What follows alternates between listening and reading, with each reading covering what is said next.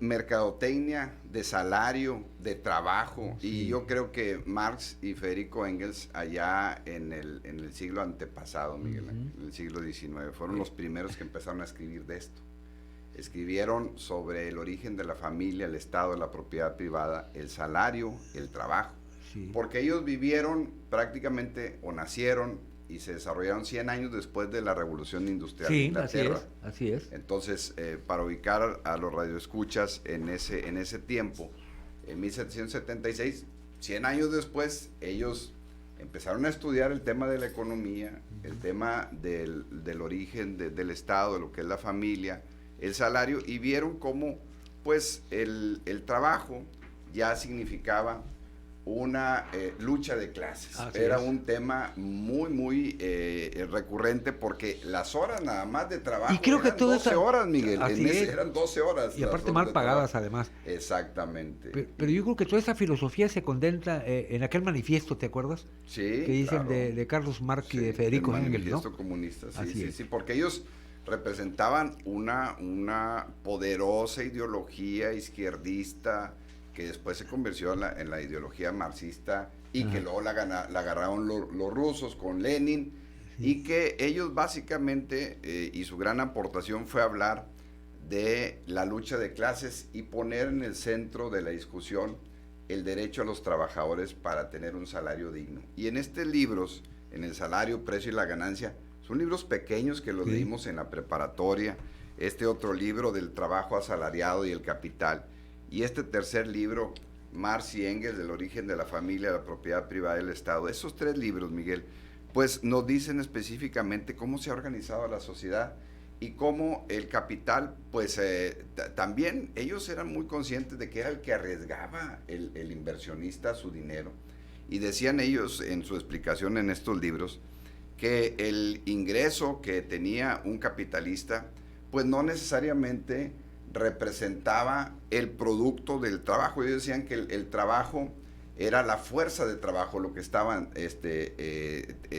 pagando, pero a veces se arriesgaba el inversionista a estar invirtiendo, y a veces las ganancias no eran lo suficiente, pero sin embargo, pues el trabajador entregaba su fuerza de trabajo, y en esa fuerza de trabajo ellos analizaban cuánto debería ser el coste o el costo, pues, del salario, cuánto debería de ser el salario, y ellos empezaron a hacer cálculos de costos indirectos, directos, de lo que es la producción de la fábrica, y siempre lo asimilaron o lo asemejaron, o los ejemplos que ponen estos libros, pues eran con los telares de algodón, Miguel, que era prácticamente la industria más fuerte en esa época, la fabricación de la ropa, como lo vivimos aquí en Nuevo Laredo, en la región, ya no en 1870, sino en 1910, 20, 30, cuando todavía se hacían con ropa de algodón, y luego ya vino la ropa sintética, la fibra sintética. La fibra sintética, en fin. Y en ese sentido, lo que ellos manifiestan es que el salario debe de representar la fuerza de trabajo y darle a un empleado la independencia económica para que pueda desarrollarse dignamente. Y en ese sentido, Marx y Engels decían que el Estado pues tenía que organizar de tal manera a los empresarios, a los productores, para vigilar y cuidar la dignidad de los trabajadores. Ellos sabían y se quejaban de que el horario de los trabajadores era 10, 12 horas, no había días de descanso, y lo que era la producción que tenían los industriales, los empresarios, pues era prácticamente para ellos, sin repartir nada de las ganancias. Y de ahí más adelante nace lo que hoy se reparte en este mes, que es la participación de los trabajadores en las utilidades. Por eso es bien importante leer a estos filósofos, porque ellos hace más de 150 años empezaron a hablar de este tema, qué se debería hacer con el producto del capital de la utilidad, el tema de la jornada laboral, los días de descanso. Y ayer, bueno, pues celebramos el Día del Trabajo, y por eso traje estos libros a colación.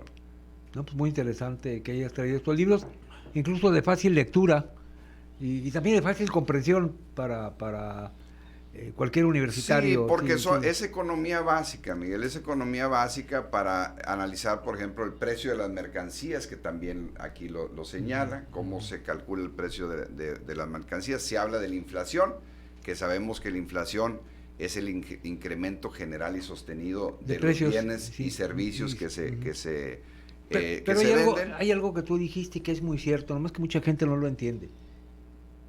El Estado tiene que ser un rector de la economía, porque incluso en Norteamérica, el país más separado de esas ideas, el gobierno tiene injerencia por muchas vías en muchas de las decisiones económicas de sí, y aquí lo dice. No todo es oferta y demanda, sí, no todos son mercados. Y lo dicen muy claramente cuando hablan del origen de la familia, hacen toda una historia de cómo se formaron las primeras comunidades, las primeras ciudades, cómo nace el gobierno, cómo el Estado tiene que ser rector, lo que dices tú, y cómo debe equilibrar entre esa clase de las luchas sociales entre la burguesía y el proletariado. A ver, los dos temas, las dos palabras que nos heredaron Marx y Engels son esas, sí, la burguesía y el proletariado. Y luego la gente no sabe de dónde vienen esa palabra de burgués, pues, sí, y el proletariado, pero esa lucha de clases... Pero eso lo ves reflejado en el Parlamento británico. Sí, claro, porque ya ves en la Cámara de los Lores, sí, que son los comunes, aquí, como los fifís, como aquí dan, sí, y están los comunes, ¿no? Claro, que son los laboristas, los trabajadores. Exactamente, sí, porque ellos señalaban esas diferencias sociales que había, porque ellos desde ese tiempo decían que solamente muy pocos tenían capital para poner una industria. Ellos ya veían esa separación entre las clases sociales, y ellos lo que querían pues es que el Estado entrara de rector para poder de alguna forma lograr que no hubiera tantas diferencias de clases sociales, y ellos centraban esa diferencia en el tema del trabajo, en el tema del salario, en el tema del costo de las mercancías, y ahora lo vemos como el salario, el tema de la inflación y el tema de los impuestos, que son los tres elementos que generan la parte más importante de la economía, pues son los que rigen precisamente las diferencias sociales. Entonces, estas aportaciones filosóficas, técnicas que empezaron a hacer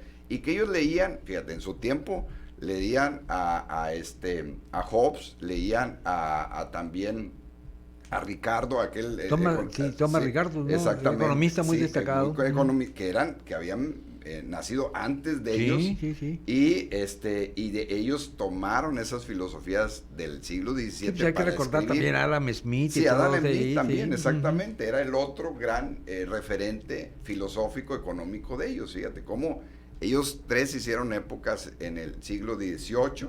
Ellos hicieron época en el siglo XIX, y luego ya vino Keynes y los economistas del siglo XX. John Maynard Keynes, mi ídolo. Exactamente. Es mi ídolo, John Maynard Keynes. Si uno ve por cada siglo estas aportaciones económicas y las traslada ahora al siglo XXI, pues se da cuenta uno que las bases económicas y filosóficas, pues aquí están, con ellos precisamente. Así es. Y es una forma, como dices tú, sencilla de entender la técnica económica y ver cómo los factores microeconómicos y macroeconómicos pues nos afectan a todos y rigen nuestra vida constantemente. Así es. Pues Ramiro, te agradezco mucho tu comentario esta mañana de domingo, y a ver, después hablamos de las teorías de Lenin, que no andaba tan mal. Fíjate, el problema con Lenin es que se dio cuenta de que, por ejemplo, al comunizar todas las tierras, se dio cuenta que no estaban produciendo bien, dijo, hay que regresarle las tierras a los campesinos, pero regresárselas para que ellos sean los dueños de la tierra.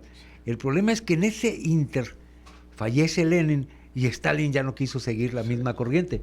Pero Lenin reconoció que estaba equivocado en algunas cosas. Y en una unión de repúblicas socialistas soviéticas enorme el territorio, sí, ¿verdad? Oye, hombre, pues es el país más grande que existe. Bueno, ahora ya no, lo era. Ahora ya no, por la división que hay de Rusia, sí, porque Bielorrusia, sí. Ucrania, Letonia, todos los países que estaban en la cortina de hierro, ¿no? Tras la cortina de hierro. Pero con esa gran extensión territorial, bueno, pues ellos precisamente hablaban de esa entrega de tierras, que luego otra vez, acuérdate que de ahí nace el tema del reparto agrario, que luego se da acá en México. Y sabes que también me llama la atención mucho que tienen mucha tierra, sí, pero mucha inhóspita, es decir, la Siberia es grandísima y nomás hay ciervos, Sí, hay ciervos y pinos porque no hay mucha vegetación, pero en fin, exactamente. son buenos temas, Ramiro, qué interesante. Te agradezco mucho que trajeras a colación estos temas porque todos hablan del marxismo y del leninismo y no tienen ni idea de lo que están hablando.